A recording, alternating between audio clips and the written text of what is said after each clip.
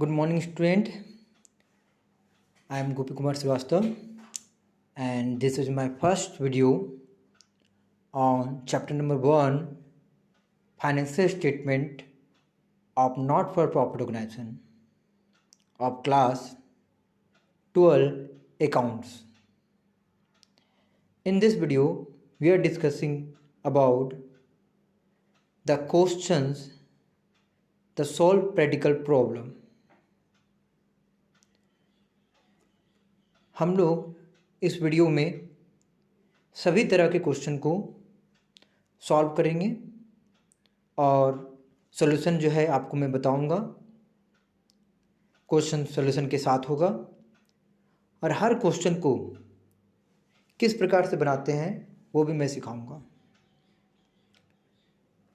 और ये जो क्वेश्चन है ये टी.एस. ग्रेवाल का बुक का है और ये डी.के. गोयल का भी मैं बताऊंगा, बट फिलहाल जो क्वेश्चन है वो आपका टी.एस. गोयल का है, ताकि किसी को भी कोई परेशानी ना हो, कोई प्रॉब्लम ना हो और क्वेश्चन सारे बन जाएं। तो चलिए देखते हैं पहला चैप्टर जो हमारा नॉट फॉर प्रॉफिट ऑर्गेनाइजेशन है उससे हम लोग डिस्कस करते हैं। पहला क्वेश्चन है, आप देख सकते हैं, from the flowing information given prepare recipient payment account of railway club for the year ended 31 March 2020। देखिए ये क्वेश्चन है यहाँ से यहाँ तक, ठीक है। उसके बाद यहाँ से सोल्यूशन है। सबसे पहले हम लोग क्वेश्चन को समझते हैं कि क्वेश्चन में क्या क्या दिया है, नहीं दिया है। जैसा कि यहाँ पे बोला गया है रिसिप्ट एंड पेमेंट के अकाउंट के बारे में, तो यहाँ आपको रिसिप्ट एंड पेमेंट अकाउंट दिया हुआ है। ये आपका जो है रिसिप्ट एंड पेमेंट अकाउंट है, ये साइड आपका रिसिप्ट है और ये साइड आपका पेमेंट है। तो रिसिप्ट के रूप में एनपीओ के पास, जो नॉट फॉर प्रॉफिट ऑर्गेनाइजेशन है, उसके पास क्या क्या है। तो पहला है कैश इन हैंड, फिर है सब्सक्रिप्शन, फिर है डोनेशन, फिर एंट्रेंस फीस, फिर rent from receive for club hall, फिर इलेक्ट्रिसिटी चार्जेज, फिर रेंट टैक्सेस पेड और सैलरी होनोरियम। तो यहाँ पे कहीं मेंशन भी नहीं किया गया कौन कौन रिसिप्ट है, कौन कौन पेमेंट है। तो हम लोग को यहाँ डिस्कस करना पड़ेगा कि हमारा कौन कौन सा रिसिप्ट है और कौन कौन सा पेमेंट है। तो देखिए मैं एक एक करके मैं सबको बता रहा हूँ ताकि आपको कहीं कोई कन्फ्यूजन ना रहे और आप क्वेश्चन को अच्छे से बना लें। जो पहला कैश इन हैंड है 1 अप्रैल 2019 को, ये आपका रिसिप्ट है। रिसिप्ट मतलब कि आपका ये रिसिप्ट साइड में जाएगा जब आप रिसिप्ट एंड पेमेंट अकाउंट बनाएंगे ऑफ रेलवे क्लब का for the year ended 31 March 2020 को। जो भी कैश इन हैंड अगर 1 अप्रैल को डेट दिखा रहता है तो उसे हम लोग टू बैलेंस बीडी लिखते हैं। मतलब आप रिसिप्ट साइड में कैश इन हैंड नहीं लिखेंगे, आप लिखेंगे टू बैलेंस बीडी और जो अमाउंट है आप उसको वहाँ पुट कर देंगे। फिर सब्सक्रिप्शन है। सब्सक्रिप्शन एक प्रकार का चंदा होता है जो एनपीओ को, नॉट फॉर प्रॉफिट ऑर्गेनाइजेशन को मिलता है। तो इसे भी आप बिल्कुल रिसिप्ट मान लेंगे और रिसिप्ट साइड में दिखा देंगे जो भी चंदा आपका आएगा। उसके बाद डोनेशन, ये भी एक तरह का रिसिप्ट है, इसे भी आप रिसिप्ट में ले लेंगे। Entrance fees is a entry fees. Entrance fees एक तरह का एडमिशन फीस होता है। जब भी आप किसी संस्था से जुड़ना चाहेंगे तो वो संस्था आपसे एंट्रांस फीस मांगता है, तो ये भी एक तरह का रिसिप्ट है। सब्सक्रिप्शन चंदा हो गया, डोनेशन तो चंदा है ही, और एंट्रांस फीस एक एंट्री फीस होता है, उसे भी हम लोग रिसिप्ट मानते हैं। Rent receipt from club hall, ये भी आपका एक तरह का रिसिप्ट है, तो इसे भी हम लोग रिसिप्ट साइड में दिखा देंगे। मतलब आपको यहाँ देखना है कि कौन कौन सा आपका रिसिप्ट है। फिर अगर देखेंगे यहाँ इलेक्ट्रिसिटी चार्ज लिखा हुआ है, ये आपका रिसिप्ट नहीं हो सकता। आपने यहाँ पे चार्ज के बारे में बात किया जा रहा है, मतलब आप इलेक्ट्रिसिटी चार्ज दे रहे हैं, तो ये पेमेंट साइड में दिखा दीजिए रिसिप्ट एंड पेमेंट अकाउंट का। टैक्स पेड भी आपका पेमेंट है तो उसे आप वहाँ दिखा दीजिए। सैलरी भी आपका पेमेंट है तो आप यहाँ दिखा दीजिए। मतलब आपको यहाँ पे डिसाइड करना पड़ेगा कि आपका क्या क्या रिसिप्ट है और क्या क्या पेमेंट है। फिर यहाँ देखिए होनोरियम टू सेक्रेटरी। होनोरियम एक तरह का फीस होता है जो आप किसी सेक्रेटरी को दे रहे हैं या अपने ही किसी सेक्रेटरी को दे रहे हैं, तो ये भी आपका एक तरह का खर्चा है। फिर यहाँ लिखा है इंटरेस्ट रिसीव ऑन इन्वेस्टमेंट, मतलब आपने कहीं इन्वेस्टमेंट किया, पैसा लगाया, अब वहाँ से इंटरेस्ट मिल रहा है। इंटरेस्ट मतलब क्या, एक तरह का फ़ायदा है। जब हम लोग बैंक में पैसा रखते हैं वो भी तो एक तरह का इन्वेस्टमेंट है, उससे जो इंटरेस्ट मिलता है वो भी तो हमारे लिए इनकम है। तो इन्वेस्टमेंट पे अगर रिसिप्ट कर रहे हैं मतलब पैसा आ रहा है, तो आप उससे बिल्कुल यहाँ पे इनकम में दिखाते हैं। तो आपको यहाँ समझना पड़ेगा कि क्या मेरा इनकम है, क्या मेरा एक्सपेंडिचर है। जितना भी इनकम होगा वो रिसिप्ट में होगा, जितना भी पेमेंट होगा उतना वो पेमेंट साइड में होगा, या जितना भी एक्सपेंस होगा। अगला लिखा है printing and stationery. Printing and stationery मतलब हो गया अब प्रिंटिंग करने में कोई खर्चा, या स्टेशनरी मतलब पेन कॉपी में कोई भी खर्चा, तो वो आपका एक तरह का खर्चा हो गया, वो भी आपका पेमेंट साइड में जाएगा। पिट्टी कैश एक्सपेंस मतलब छोटा मोटा खर्चा होता है, जैसे चाय पीने का, छोटा मोटा जो भी खर्चा है चाय पीने का है ना, ट्रेवलिंग का, वो सब आपको पिट्टी एक्सपेंस में आता है, आप उसको भी पेमेंट साइड में दिखाएंगे। इंश्योरेंस प्रीमियम पेड मतलब आपका कंपनी का इंश्योरेंस किया गया होगा और आप उसका इंश्योरेंस का प्रीमियम दे रहे। प्रीमियम मतलब आपको वो इंश्योरेंस जब भी करवाएंगे तो उसका कुछ पैसा हर महीना आपको देना पड़ेगा। ये महीना दीजिए, ईयरली दीजिए, हाफ ईयरली दीजिए, जैसे देना दीजिए, मतलब ये खर्चा है। इतना सब करने के बाद आपको यहाँ ध्यान देना पड़ेगा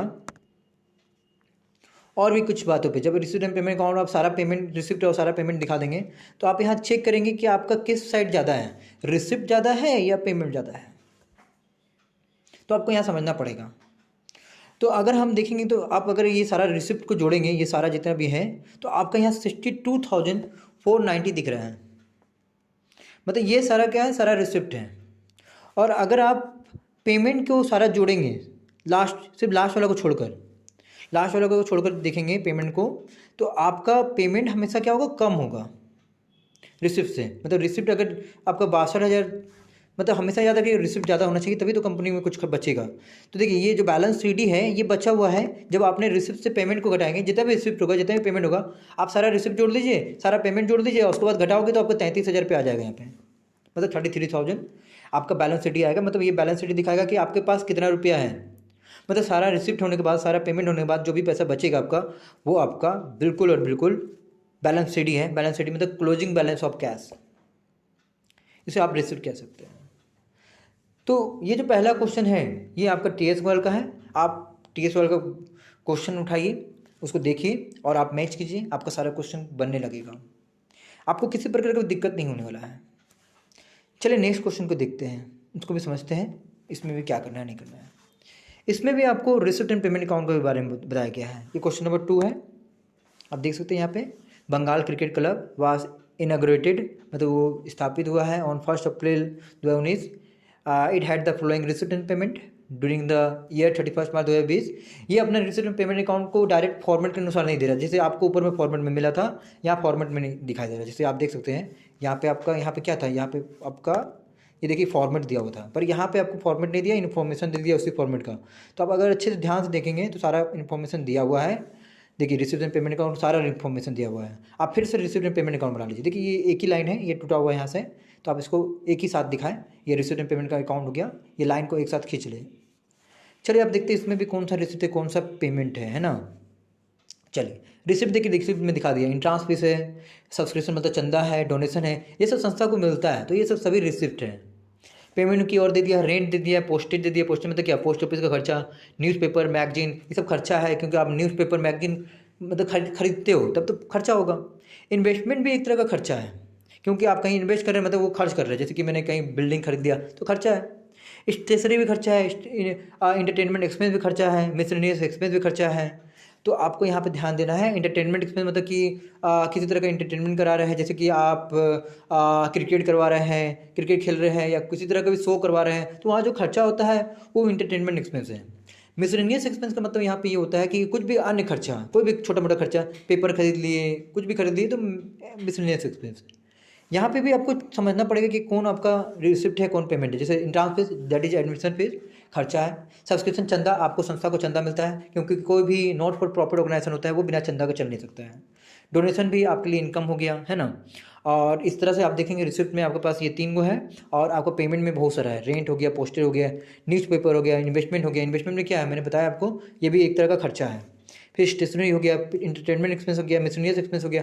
फिर आप वही करेंगे, सारा रिसिप्ट से सारा पेमेंट को घटाओगे तो आपका जो बैलेंस शीट आएगा वो 17,000 पे आ जाएगा घटाने के बाद, करेक्ट। फिर से आते हैं क्वेश्चन में, मतलब इन सारे क्वेश्चन में बस हम लोग यही कर रहे हैं कि रिसिप्ट कौन है, पेमेंट कौन है। और इसका जो इंट्रोडक्शन का जो क्वेश्चन है मैंने उसके बारे में पहले ही बता चुका हूँ आपको, तो आप उसकी वीडियो को देख लें, या आपको थोड़ा सा भी अगर नॉलेज है इस चैप्टर के बारे में तो आप अच्छे से इस क्वेश्चन को बना सकते हैं। एक्चुअली में ये जो वीडियो है वो उन बच्चों के लिए है ज़्यादा जो डाउट में रहते हैं कि क्वेश्चन को कैसे बनाएं, या कुछ भी कन्फ्यूजन रहता है उनको, ठीक है। तो आप ध्यान दीजिए, दोनों बच्चों को ये इस तरह का क्वेश्चन जो होमवर्क मेरा वीडियो है वो आपको काम आएगा। आते following information were obtain from the book of the Delhi club on 31 March 2020 at the end of the first year prepare receipt and payment account for the year ended 31 March 2020। यहाँ पे prepare करने वाला है रिसिप्ट एंड पेमेंट अकाउंट। फिर यहाँ पे आपको ध्यान देना पड़ेगा क्या रिसिप्ट है क्या पेमेंट है। जैसे यहाँ donation for the building fund होता है। देखिए डोनेशन जो है दो तरह का होता है, एक डोनेशन को बोलते हैं हम लोग जनरल डोनेशन, एक डोनेशन को बोलते हैं हम लोग स्पेसिफिक डोनेशन। जो जनरल डोनेशन होता है वो एक्चुअली में इनकम होता है और आप बिल्कुल उसको इनकम साइड में दिखा सकते हैं, मतलब रिसिप्ट साइड में दिखा सकते हैं। पर अगर किसी कोई डोनेशन आपको बिल्डिंग के लिए मिल रहा है तो ये स्पेसिफिक टाइप का बिल्डिंग होता है, इसको कभी भी आप रिसिप्ट नहीं मान सकते हैं। ये होता है रिसिप्ट बिल्कुल आप, बट आप इसको क्या कर सकते हैं, लाइबिलिटी भी मानना पड़ता है। इसको रिसिप्ट तो है ही, साथ में आपको इसको लाइबिलिटी भी मानना पड़ता है। मतलब कि ये इस तरह का डोनेशन, चाहे जनरल डोनेशन हो चाहे स्पेसिफिक डोनेशन हो, वो रिसिप्ट तो है पर ये आपका एक तरह का लाइबिलिटी भी है। ठीक है, तो वहाँ पर ध्यान देना है। लाइब्रेरी भी एक तरह का क्या हो गया, आपका एक तरह का खर्च हो गया। लाइब्रेरी में जैसे कि बुक का जो खर्चा होता है वो आपका खर्च हो गया है ना। चलिए अगला देखते हैं, सब्सक्रिप्शन हो गया, इंट्रांस फीस हो गया। इंट्रांस फीस भी आपका इनकम है, क्या एडमिशन फीस, अगर मान लीजिए कोई भी मेंबर आपके संस्था में आना चाहता है तो उसे एडमिशन फीस देना पड़ता है। सब्सक्रिप्शन एक तरह का चंदा है, वो भी इनकम है। लोकल रेंट का मतलब यहाँ पे हो गया कि आप किसी कोई अपने संस्था में किसी का कोई संपत्ति को आप मतलब सिक्योर करके रखे हैं तो आप उसके बदले में लोकल रेंट मांग रहे हैं कि आपने उसका संपत्ति को सिक्योर करके रखा है, उसके बदले मुझे रेंट दो, तो ये लोकल रेंट कहलाता है।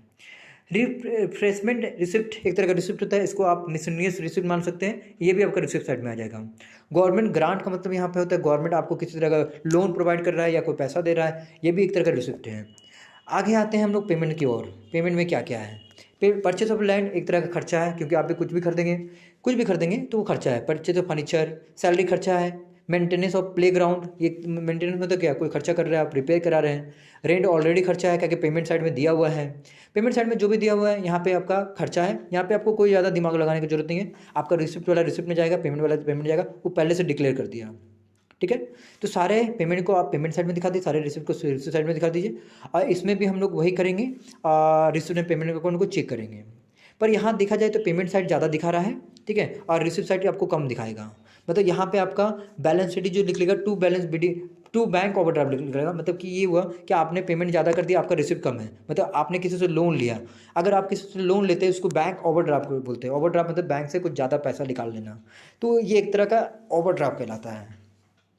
ठीक है, चलिए, तो ये पहला क्वेश्चन था 3 का क्वेश्चन जो था जिसमें आपका ओवरड्राफ्ट निकल गया, बाकी सभी में बैलेंस शीट ही निकल रहा था। बैलेंस शीट में तो कुछ पैसा बच रहा था। ये पहला क्वेश्चन था जिसमें आपका पेमेंट ज़्यादा था और रिसिप्ट कम था।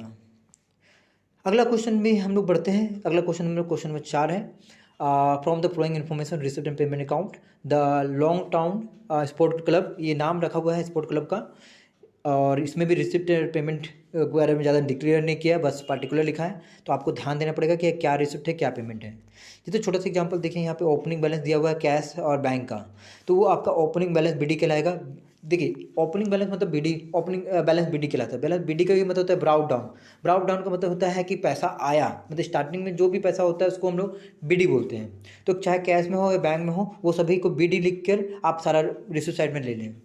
फिर सब्सक्रिप्शन रिसिप्ट आपका ऑलरेडी रिसिप्ट है और वो आपका ईयर में बांट के दिया है, जैसे 2018 19 19 20 21 20 21। तो एक तरह से सारा रिसिप्ट आप चाहे देखिए यहाँ समझाने की कोशिश करता हूँ मैं। देखिए ये आपका करंट ईयर हो गया 31 मार्च 2020, क्योंकि आपका अकाउंट इस तारीख को क्लोज हो रहा है। तो आप देख सकते हैं 19-20 जो है आपका करंट ईयर कहलाएगा, 18-19 जो है आपका प्रीवियस ईयर कहलाएगा, और 20-21 जो दिया हुआ है यहाँ पे वो आपका फ्यूचर ईयर कहलाएगा, मतलब एडवांस ईयर कहलाएगा। तो आपको चाहे पिछले साल का पैसा हो, इस साल का पैसा हो, सब्सक्रिप्शन का, चंदा का, या आने वाला समय का अगर मान ली कोई चंदा दे देता है, तो ये सारा एक तरह का रिसिप्ट ही है। आप इसको रिसिप्ट माने और सारा रिसिप्ट ले लें। उसके बाद है आपका यहाँ पे देखते हैं फर्नीचर परचेज आपका खर्चा है, आप पेमेंट साइड में दिखा दीजिए। जनरल डोनेशन आपका लिए इनकम है, आप इनकम में दिखा दीजिए। डोनेशन फॉर टूर्नामेंट, ये भी आपका इनकम है, आप कोई टूर्नामेंट करा रहे हैं, आपको डोनेशन मिल रहा है, आपका लिए रिसिप्ट हो जाएगा। ठीक है, तो यहाँ पे मैंने सारा इस पार्टिकुलर का काम हो गया। अब इस पार्टिकुलर में चलते हैं। चैरिटी गिवन, मतलब आपने चैरिटी दे रहे हैं, आप चैरिटी ले नहीं रहे हैं, यहाँ चैरिटी दे रहे हैं, मतलब आपके लिए खर्चा हो गया। मैच एक्सपेंस भी आपके लिए खर्चा हो गया, क्योंकि आप मैच कराएंगे तो खर्चा होगा। सैलरी खर्चा है। होनोरियम मैंने बताया था आपको, एक तरह का फीस होता है जो आप किसी को देते हैं, ये भी खर्चा है।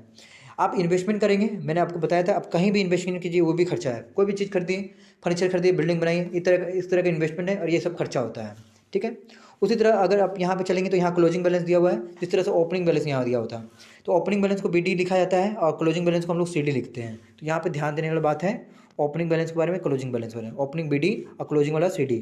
तो CD का आप जो भी यहाँ पे कैश और बैंक का बैलेंस है आप यहाँ दिखा दीजिए, करेक्ट।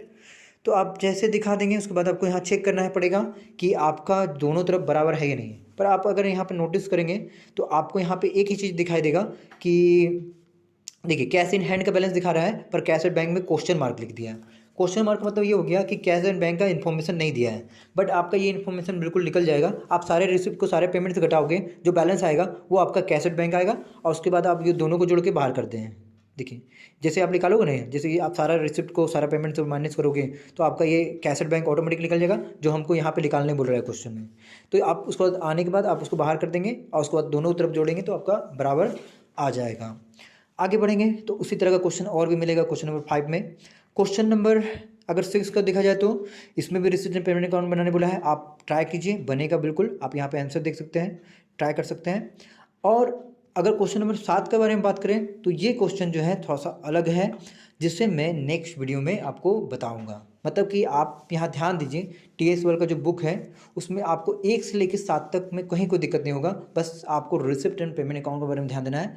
रिसिप्ट में क्या आएगा, पेमेंट क्या होगा, रिसीव वाला रिसिप्ट साइड में, पेमेंट वाला पेमेंट साइड में। और एक बात क्लियर रखिएगा, ये नॉट फॉर प्रॉफिट ऑर्गेनाइजेशन है, मतलब ऐसा ऑर्गेनाइजेशन जो प्रॉफिट के लिए काम नहीं करती है। ठीक है, तो ये सब आपको याद रखना है कि कौन क्या है नहीं है। ठीक है, तो चलिए यहाँ से 7 तक 6 तक आपसे बिल्कुल बन जाएगा। 7 तक हम लोग नेक्स्ट वीडियो में बताएंगे कि 7 से हम लोग क्वेश्चन को कैसे बनाने वाले हैं, नहीं बनाने वाले हैं। ठीक है, so thank you, this video is completed. और इसी तरह का अगर वीडियो और भी आपको देखना है तो सब्सक्राइब कीजिए, शेयर कीजिए और इसे वीडियो को लाइक करें, ताकि आपको जो भी डाउट होगा आप कमेंट में भी बता सकते हैं और आपको किसी प्रकार का दिक्कत नहीं होगा। ठीक ना, तो जो भी डाउट है आप कमेंट में बता सकते हैं। और इस वीडियो को और भी चाहिए तो बिल्कुल सब्सक्राइब जरूर करें। Thank you, this video completed. The next video we discuss about the more about this chapter. सभी मैं कोशिश कर रहा हूँ कि सभी क्वेश्चन को मैं बता दूँ ताकि आपको कहीं कोई दिक्कत ना हो with the help of this solution. So okay.